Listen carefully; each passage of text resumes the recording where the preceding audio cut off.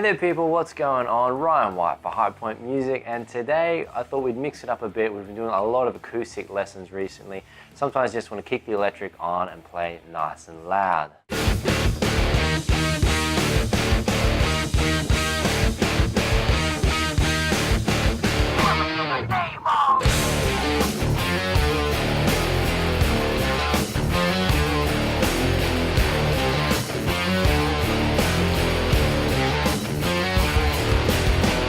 That's right, we're going to take a look at the anthemic Killing in the Name of by Rage Against the Machine. So there's a heap of cool ideas, very cool guitarist Tom Morello. If you check him out, he gets a lot of awesome sounds out of not too many pedals. So very interesting guitarist to have a look at, and very much ahead of his times in terms of how he used effects and how he used a heap of other effects to redefine the guitar's role in the rock band. But with all that said and done people, let's drop this intro and get into today's lesson.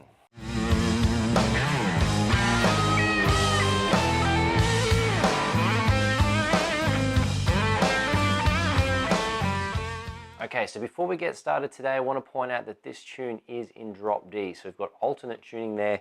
Drop D, effectively, for those of you out there who don't know what it is our top string here on the instrument is tuned down to D. So a full step, so we've got D, A, D, G, B, and E right here.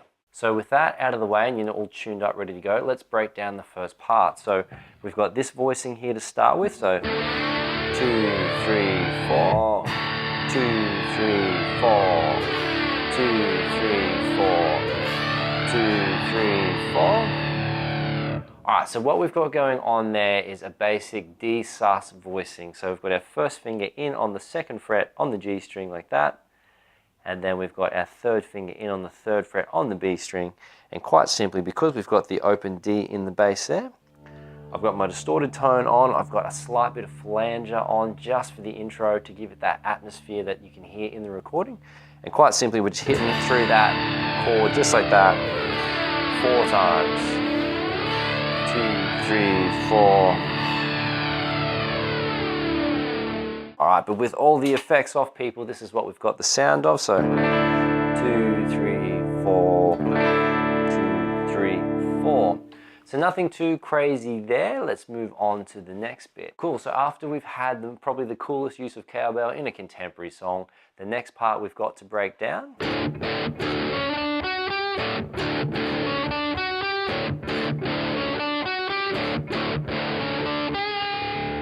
Alright, so what we've got going on simply is, I'll do this without the distortion, so we're just hitting our open D5 power chord there, which is the top 3 strings.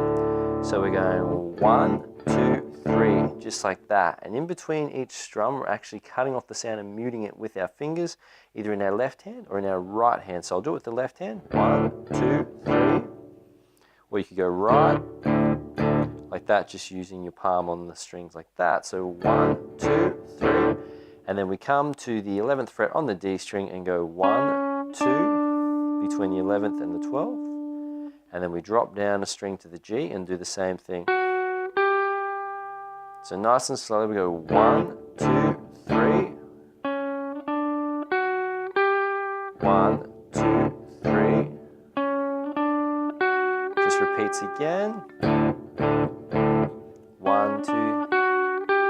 And on the 4th time through with this one, people, we go 1, 2, and instead of going to the 11th, we drop straight down to the 12th like that. And we're putting some vibrato on the sound like that. So it goes 1, 2, 3, drop down like that.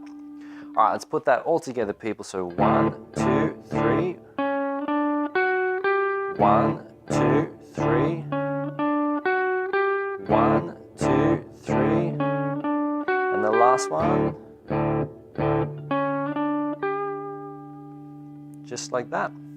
So take it nice and steady and get the hang of that muting technique, whichever way you like to go, left or right. All right, so the next part we're going to start breaking down, people, is the big epic hits before the riff kicks in. So kick my distortion on, show you how it goes. We go.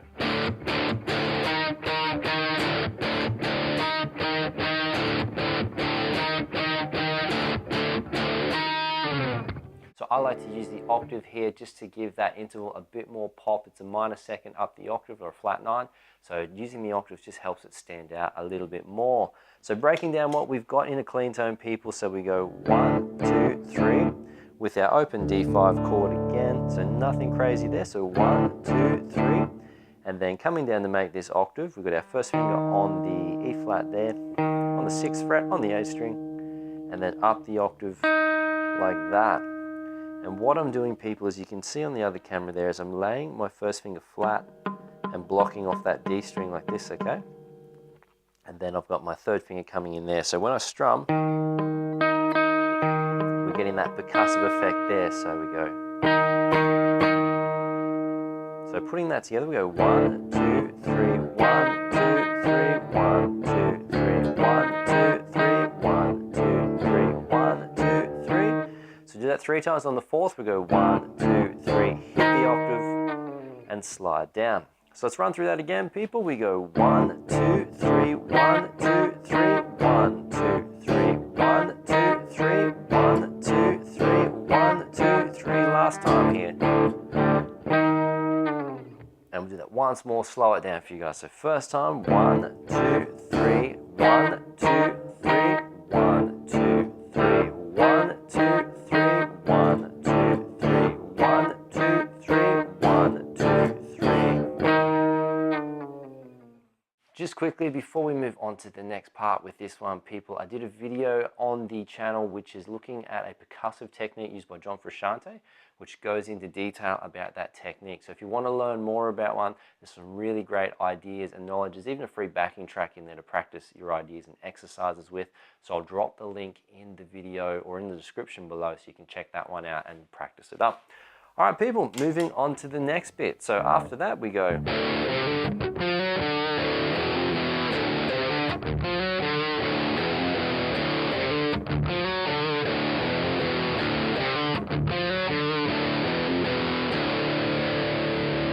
That's a heap of fun, that one, the main riff of the tune. So what we're doing is hitting our power chord, so, and then the 3rd fret on the A string to the 5th on the A string as well. So 1, 2, 3, and 4, and so cutting off the chord as we hit the 3rd fret and the 5th fret like that. So 1, 2, 3. And then we're coming up to hit the open D string for a percussive effect. So 1, 2, 3, hit. And then we go hammering on from the 3rd fret on the D string to the 4th like that. So 1, 2, 3, 2, 3, 4, open. 1, 2, 3, and again. Sorry, open. 2, 3, 4. 2, 3, 4. All right, adding on the next bit after that, we go up to the 5th fret like that, and then we hit the open string there. So, and again, 5th, open, 3, 4. So you can hit either the chord, or the top 2 strings on this one as well. So 1. And then just to simply round that out, we go. So we're hammering with this power chord in drop D on the 2nd fret, like that. So we're hammering on from the 2nd fret to the 3rd fret. So, and we're just hitting the top 3 strings there. So. Just like that. So that might take a little bit of practice if you're not used to hammering on your chords in drop D.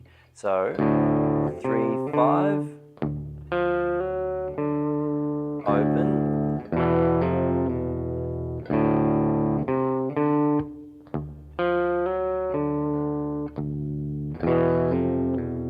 open, hit, open.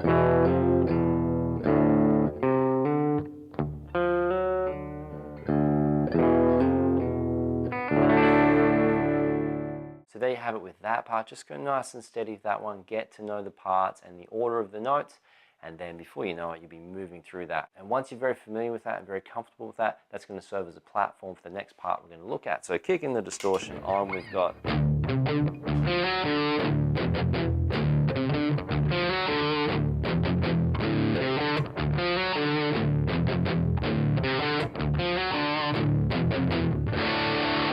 cool, so that is the verse part which he's rapping over, so let's start breaking that one down. Effectively, all it is it's the same part from the opening riff, but we're just going to add a bit of palm muting in some spots. So starting off palm muted on the open string, so that's all palm muted as well. So open, 3, 5 on the A string, up to there, and then open up, so not palm muted there, and those notes there, so we got, and then coming back to a palm muting on the D, so like that, so 1, 2, 3, and again, so 1, 2, 3, 3, 4, and after you hit that last open D, we go. So we're not hammering on these power chords between the second and the third, we're just going and picking each individual movement there. So nice and steady again, so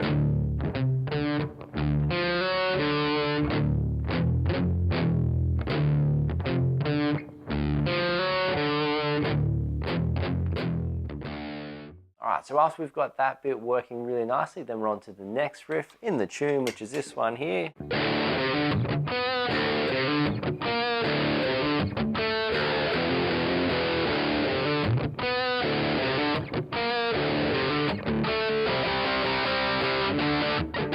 Alright, very cool part there coming up. So what we do, starting off, we go hitting our, do it with the distortion off, so hitting our open D5 power chord like that, going like that, so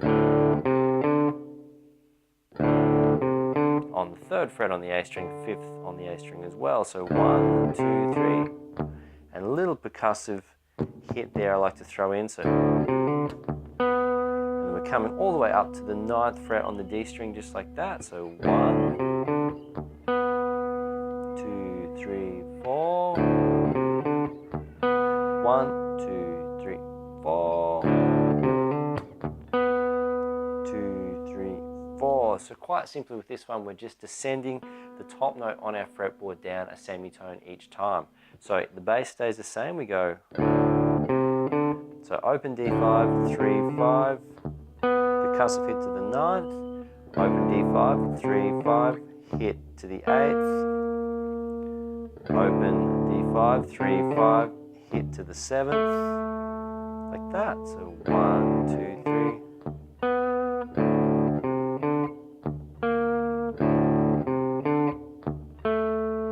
3, just like that, 3, 4,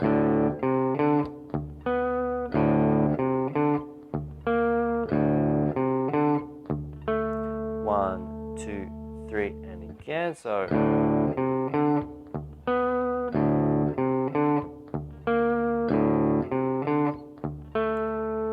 2, 3, 4, just like that, people. So after we do that, we go.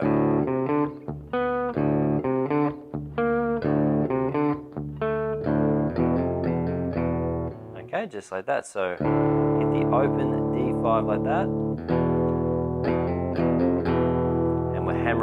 Hammering on, I should say, between the 2nd and the 3rd. So I'll do it really slowly from the last one here. So open. So it's open, 3, 5, hit 7, open, 1, 2, 3. So on the 3rd time we don't do the hammer on. So it's open, 1, 2, 3. That, so open, 1, 2, and 3, and again, 1, open, like that. So let's put that all together nice and steadily through the whole section. So 1, 2,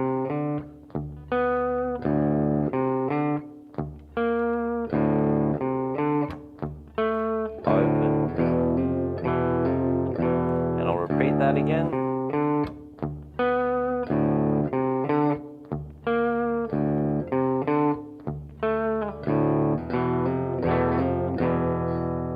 Alright, very cool. So that's the first half of that riff. The second half is a little bit easier. So we repeat this section.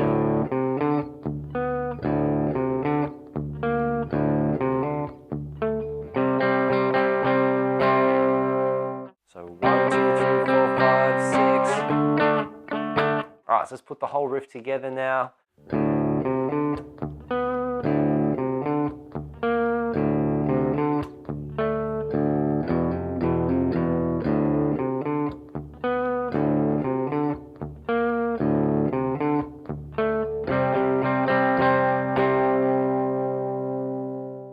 Alright, moving on to the next section now. So once we've got that bit moving really well, the next part goes straight out of this C5 into this section. So 2, 3, 4, 2, 3, and 4, and 2, 3, and 4, and 2, 3, and 4, and. So what we've got going on is a D5. We've got our first finger on the 5th fret on the A string, our third finger's on the 7th fret on the D, fourth finger is on the 7th fret on the G, and we're just going 3, so it's 1, 2, 3, 4, 3, and 4, and 1, 2, 3, 4, 2, 3, and 4, and 1, 2, 3, 4, 2, 3, and 4, and 2, 3, and 4, and. So that's that section there. So the riff actually starts to progress after 4 times, where the guitarist Tom Morello starts adding in a percussive effect, which is just resting his hands across the strings like this to create that really percussive effect. So if I put that together, we go 2, 3, and 4, and 2, 3, and 4, and 2, 3, and 4, and 2, 3, and it continues. 1, 2, 3, 4, 1, 2, 3, 4, 1, 2. 1, 2, 3, 4, 1, 2, 3, 4, 1, 2. 1, 2, 3, 4, 1, 2, 3, 4, 1, 2. 1, 2, 3, 4, 1, 2, 3, 4, 1, 2. 1, 2, 3, 4, 1, 2, 3, 4, 1, 2. 1, 2, 3, 4, 1, 2, 3, 4, 1, 2. And so that's what's going on there. He's creating that percussive effect, and the rhythm is just 1, 2, 3, 4, 1, 2, 3, 4, 1, 2. And then going back to the original hits where it's ba ba ba ba 2, 3, 4, 3.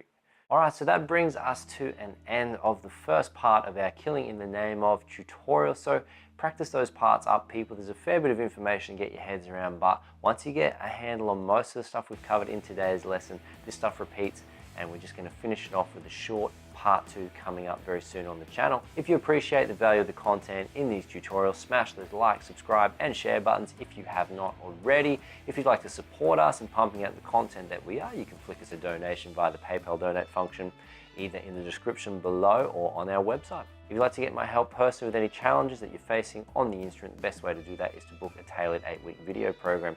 So with that, we work one-on-one in a tailored video scenario to get you from where you are to where you want to be in the shortest possible time. However, book today as waiting lists do apply to get in for that one. So have a heap of fun with this one. It's an awesome tune, lots of fun with this one. Cool, funky, heavy riffs, and I'll catch up with you in part 2.